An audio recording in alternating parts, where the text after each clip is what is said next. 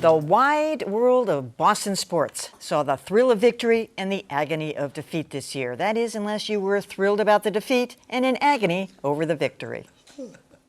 It all began simply enough with a victory in January. The New England Patriots obliterated the Indianapolis Colts to win the AFC Championship. But faster than you could say, psst, the thrill was over. Deflategate. Deflategate. Deflategate. The headlines were cutting and crafty. Sports writers were brutal. But the Patriots juggernaut was nonetheless on a roll, winning the Super Bowl. While a formal investigation into Deflategate was getting underway, another sports spectacle was in its nascent stage. In January, Boston beat out other U.S. cities for a chance to bid on hosting the 2024 Summer Olympics. Boston 2024 Olympics fever is spreading through the hub. But that fever soon festered, pitting neighborhoods and naysayers against power brokers and developers. I'm not sure exactly how much sincere opposition is out there. As it turns out, the opposition was sincerely extreme. While that debate escalated, Deflategate got downright ugly. The Wells report concluded that it was more likely than not that Tom Brady knew about underinflated balls. Tom Brady's 4-ring legacy has been tainted. But a judge overturned Brady's 4-game suspension, while Judgment Day fell on Boston 2024, making these escapades the thrill of victory and the agony of defeat. I don't know. I actually got kind of a thrill and some agony about covering both of those stories all year long. There was a little element of mystery to both of them. There was the science of the Deflategate and the PSI levels. And there was a legitimate debate, which we don't always have in Boston, about the merits or demerits of Boston 2024. And even in our newsroom, I was on completely different sides than you guys.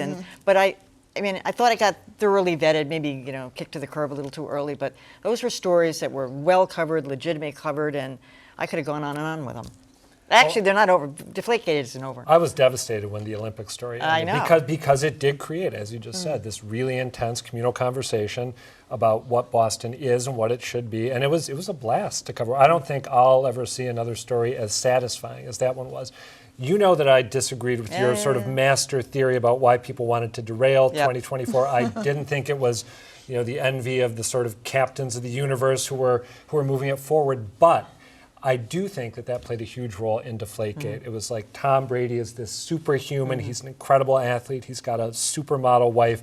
Let's knock him down and let's enjoy doing it. And he's getting his comeuppance. And these were both stories that brought in elements that were far removed from the sports world. Oh, yeah. I mean, the NFL is a major corporation in this country, a major cultural institution, and many of their warts were exposed, are still in the process of being exposed.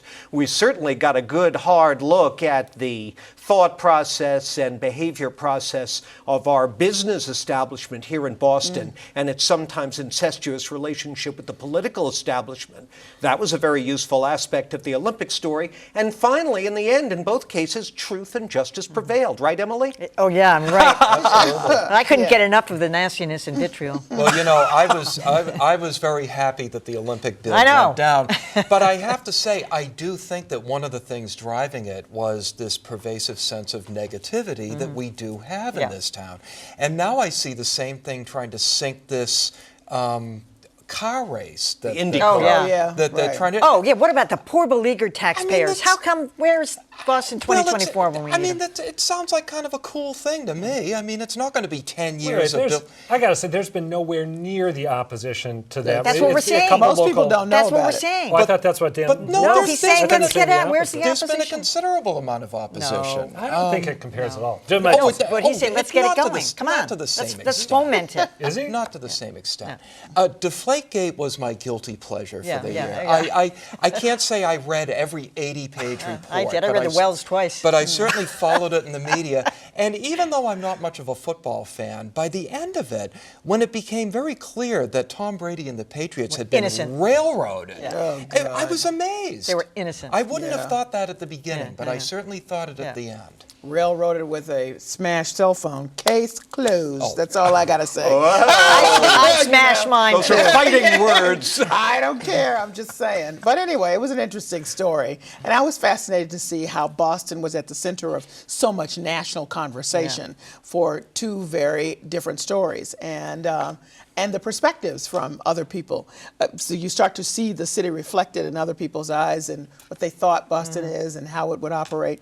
So it was interesting to follow. Bitter, jealous losers. The Exactly. whole lot of them. Yeah, right. They weren't all bitter and jealous. It was just it was interesting to see.